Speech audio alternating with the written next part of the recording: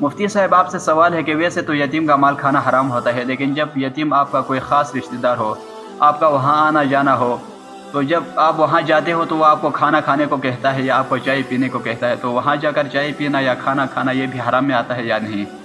دیکھیں یتیم اگر بالغ ہے تو پھر یتیم ہے ہی نہیں. بعض دفعہ بالغ کو بھی مجازن یتیم کہہ دیا جاتا ہے جس کے ابا فوت ہو گئے ہیں.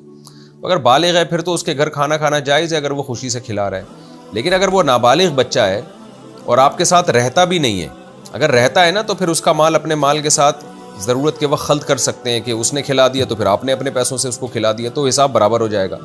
لیکن اگر وہ الگ رہتا ہے تو پھر وہ اپنے مال سے اگر آپ کو کھلاتا ہے تو آپ کے لیے کھانا جائز نہیں ہے. وجہ اس کی ہے کہ جو نابالغ بچہ ہے نا وہ شریعت میں اپنا مال صدقہ نہیں کر سکتا. صدقہ جس کو دے گا تو اس کے لیے لینا حرام ہے. تو اور اگر وہ بہت اصرار کر رہا ہے آپ کو کھانا کھلانے پر تو اور آپ کو خطرہ ہے کہ دل ٹوٹ جائے گا کھانا کھائے بغیر ہم گئے، تو پھر آپ کھانا کھائیں اور کسی ہدیے کے نام پہ نا اس کو وہ رقم لوٹا دیں.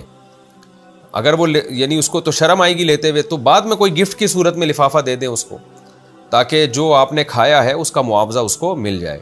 جب تک وہ بالغ نہیں ہوتا تو خوب سمجھ لیں ہر ایک کے لیے اس کا مال جو ہے وہ حرام ہے. اس کے ماں باپ کے لیے اس کی ماں کے لیے بھی حرام ہے. باپ تو فوت ہو گیا اس کا، ماں کے لیے بھی جب حرام ہے تو اور کسی اور کے لیے کہاں سے جائز ہوگا.